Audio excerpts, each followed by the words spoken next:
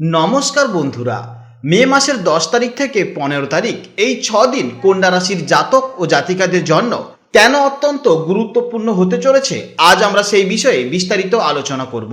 এই 6 দিনের মধ্যে গ্রহদের যে অবস্থান এবং রাশি পরিবর্তন তা আপনার জন্য বেশ কিছু বড় সুযোগ ও চ্যালেঞ্জ নিয়ে আসতে চলেছে। একদিকে আপনার ষষ্ঠভাবে রাহু আপনাকে শত্রু জয় এবং প্রতিযোগিতায় বাড়তি শক্তি দিচ্ছে, অন্যদিকে দশমভাবে বৃহস্পতির অবস্থান কর্মক্ষেত্রে বড় কোনো সাফল্যের ইঙ্গিত দিচ্ছে। তবে এই 6 দিনের মধ্যে রবি, বুধ, মঙ্গল এবং শুক্র এই চারটি বড় গ্রহের রাশি পরিবর্তন আপনার ভাগ্যে কোন নতুন মোড় নিয়ে আসবে সেটাই এখন দেখার বিষয়।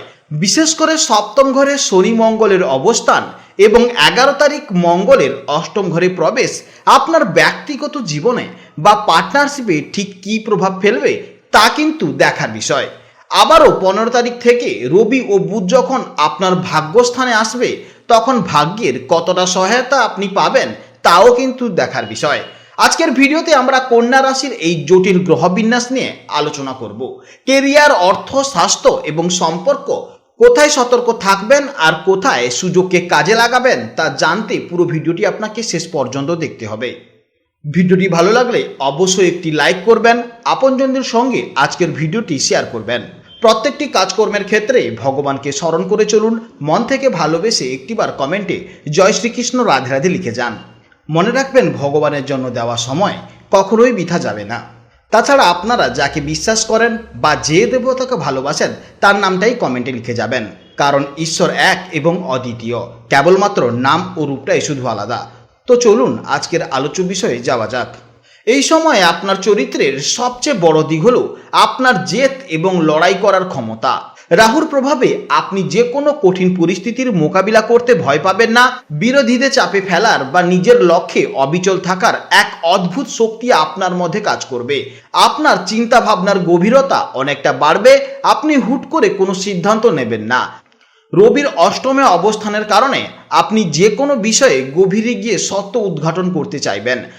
আপনার এবং আপনার পার্টনারের মধ্যে উভয়ের মধ্যেই কিন্তু ধৈর্যের অভাব দেখা যাবে, তাই এই কয়েকদিন মাথা ঠান্ডা রাখা কিন্তু অত্যন্ত জরুরি। 11 তারিখের পর যখন মঙ্গল সরে যাবে তখন এই অস্থিরতা অনেকটা কমে যাবে। আপনি হয়তো এই সময় চারপাশের মানুষের উপর কিছুটা বিরক্ত হতে পারেন। দশম ঘরে বৃহস্পতি আপনাকে ধীর, স্থির এবং জ্ঞানী ব্যক্তিত্ব হিসেবে উপস্থাপন করবে। 14 তারিখের পর শুক্র যখন দশম ঘরে প্রবেশ করবে তখন আপনার ব্যক্তিত্বে এক ধরনের আকর্ষণীয় ভাব ফুটে উঠবে। আপনি নিজের কাজ দিয়ে মানুষের মন জয় করার চেষ্টা করবেন এবং আপনার পেশাদারিত্বের ছাপ স্পষ্ট হবে। এই সময় আপনার কথায় অনেক বেশি ম্যাচুরিটি ভাব থাকবে। রবির রাশি পরিবর্তনের সাথে সাথে 15 তারিখের দিকে আপনার মধ্যে এক ধরনের আত্মবিশ্বাস এবং নেতৃত্বের গুণাবলী প্রকাশ পাবে। এরপরে জানবো আপনার কর্মজীবনের সম্পর্কে। কন্যা রাশির কর্মভাব অর্থাৎ দশম ঘরে এই সময়ের অবস্থান করছে স্বয়ং দেবগুরু বৃহস্পতি। এটি কর্মজীবনের জন্য একটি অত্যন্ত সুবর্ণ সময়। বৃহস্পতির প্রভাবে কর্মক্ষেত্রে আপনার মান সম্মান এবং প্রতিপত্তি বৃদ্ধি পাবে। আপনি যদি কোনো বড় প্রজেক্টের দায়িত্ব নিতে চান বা পদোন্নতির অপেক্ষায় থাকেন তবে এই সময়টি আপনার জন্য ইতিবাচক সময়।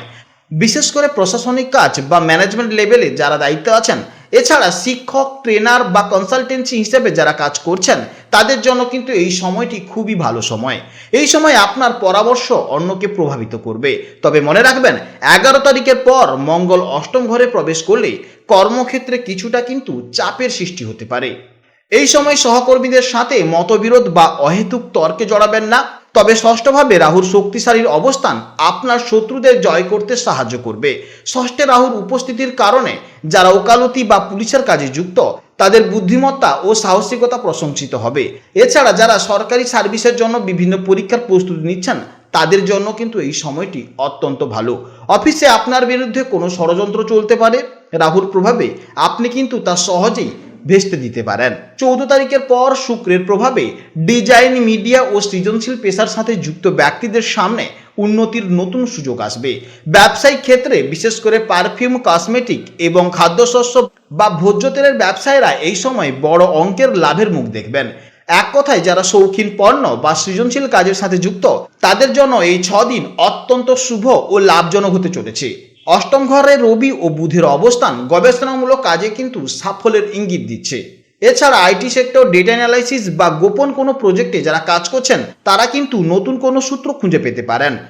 সপ্তমপতি বৃহস্পতির দশমে থাকায় পার্টনারশিপ ব্যবসায় উন্নতির যোগ দেখা যাচ্ছে, কিন্তু শনি ও মঙ্গলের প্রভাবে পার্টনারের সাথে ছোটখাটো ভুল বোঝাবুঝি হতে পারে।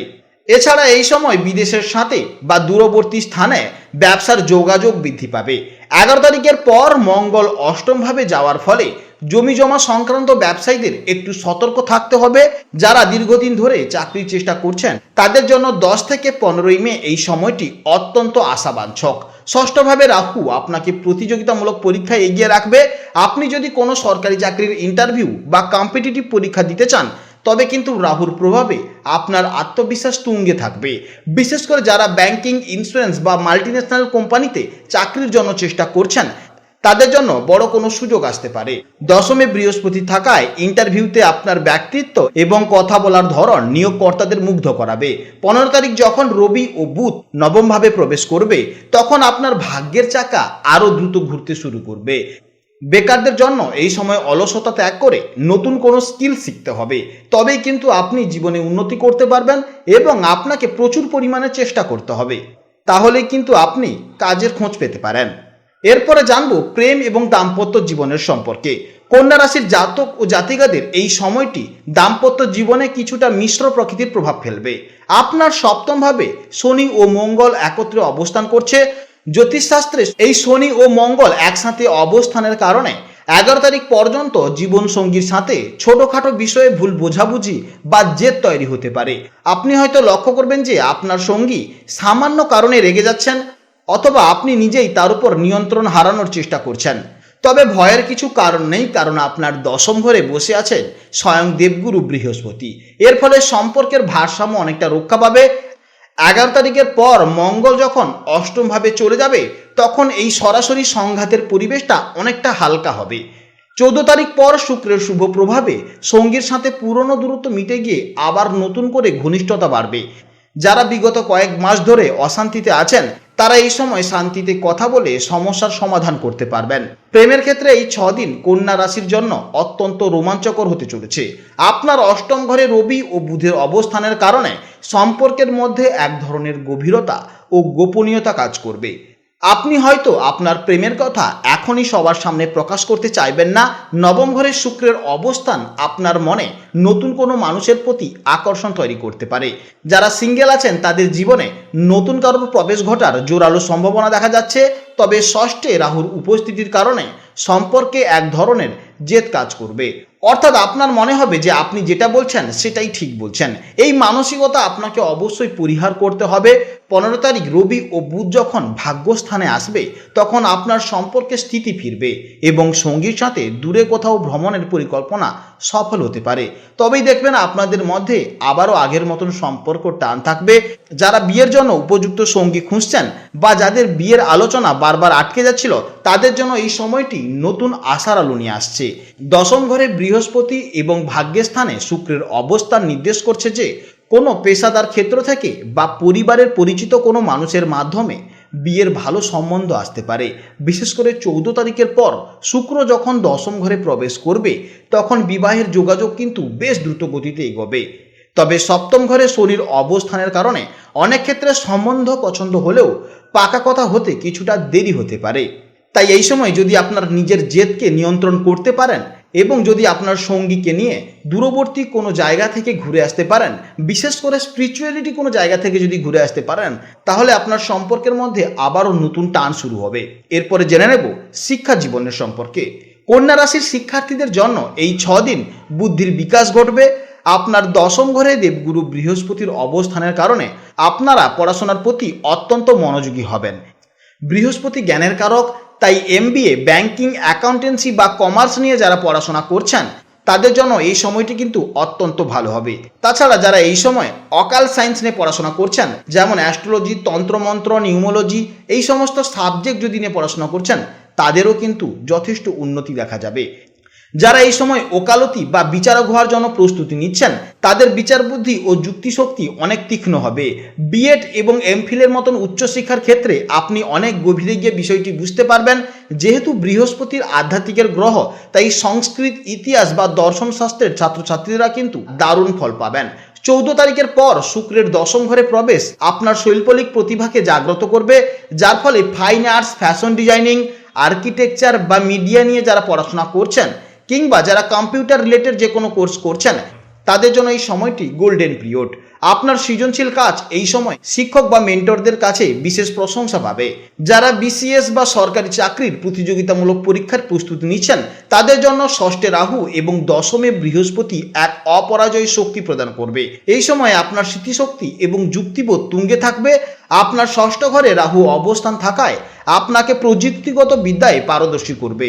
যারা computer science, engineering, data science বা মেকানিক্যাল লাইনে পড়াশোনা করছেন তাদের জন্য এই সময়টি উদ্ভাবনী চিন্তার। কোনো কঠিন প্রজেক্ট বা কোডিংয়ের বা কম্পিউটারে কোডিংয়ের সমস্যার সমাধানে আপনি কিন্তু খুব সহজেই করতে পারবেন।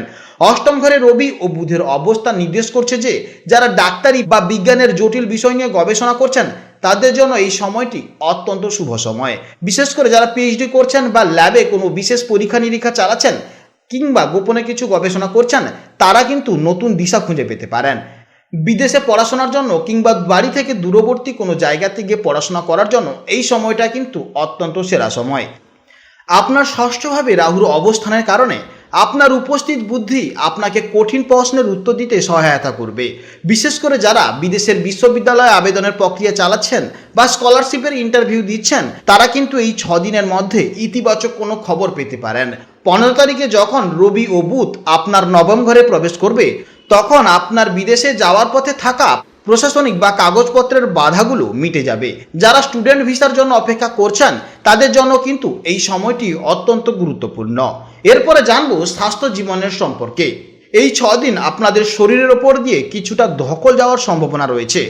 ষষ্ঠভাবে রাহুর অবস্থানের কারণে আপনার শরীরে হঠাৎ কিছু অদ্ভুত শারীরিক সমস্যা আপনাকে অস্বস্তিতে ফেলতে পারে। বিশেষ করে 11 তারিখে মঙ্গল যখন অষ্টম ঘরে প্রবেশ করবে তখন আপনার শরীরে পিত্ত বা গরমের আধিক্য বাড়বে। এর ফলে হঠাৎ রক্তচাপ বৃদ্ধি, বুক ধড়ফড় করা বা প্রচণ্ড মাথা ব্যথার মতন সমস্যা দেখা যাবে। যারা আগে থেকেই হার্টের প্রবলেম বা নার্ভের সমস্যায় ভুগছেন তাদের জন্য অবশ্যই এই সময় অতিরিক্ত পরিশ্রম এড়িয়ে চলা উচিত। হজমের সমস্যা এবং পেটের রোগ নিয়ে এই সময় বাড়তি সতর্ক থাকা প্রয়োজন। অষ্টম ঘরে রবি ও বুধের অবস্থানের কারণে গ্যাস অম্বল বা পেটের নিচের অংশে ব্যথা হওয়ার যোগ রয়েছে। খাবারের বিষক্রিয়া বা ইনফেকশন থেকে বাঁচতে বাইরের খোলা খাবার বা অতিরিক্ত তেল মশলাযুক্ত খাবার এড়িয়ে চলাই হবে আপনার জন্য ভালো। এছাড়া সপ্তম ঘরে শনির অবস্থানের কারণে হাড়ের সংযোগস্থলে ব্যথা বা দাঁতের কোনো পুরনো যন্ত্রণা নতুন করে ফিরে আসতে পারে। মানসিক স্বাস্থ্যের দিকেও আপনাকে অবশ্যই নজর দিতে হবে। মঙ্গলের প্রভাবে মেজাজ খিটখিটে হওয়া বা অল্পতেই রেগে যাওয়ার প্রবণতা আপনার ঘুমের ব্যাঘাত ঘটাতে পারে। তবে স্বস্তির কথা হলো 14 তারিখের পর শুক্রের শুভ অবস্থান এবং 15 তারিখে রবি ও বুধের রাশি পরিবর্তনের ফলে শারীরিক অবস্থার দ্রুত উন্নতি হতে শুরু করবে। 15 তারিখের পর থেকে আপনি আবার প্রাণশক্তি ফিরে পাবেন এবং পুরনো ক্লান্তি দূর হবে। এই 6 দিন সুস্থ থাকতে প্রচুর পরিমাণে জল পান করতে হবে এবং মেজাজ ঠান্ডা রাখা কিন্তু অবশ্যই জরুরি। তাহলেই বড় কোনো বিপত্তি ছাড়াই এই সময়টি আপনি পার করতে পারবেন। এছাড়া আপনাদের যদি কোনো প্রশ্ন থাকে অবশ্যই ভিডিওর কমেন্ট বক্সে কমেন্ট করবেন। আপনারা ভালো থাকবেন, সাবধানে থাকবেন এবং সুস্থ থাকবেন। নমস্কার, জয় রাধে রাধে।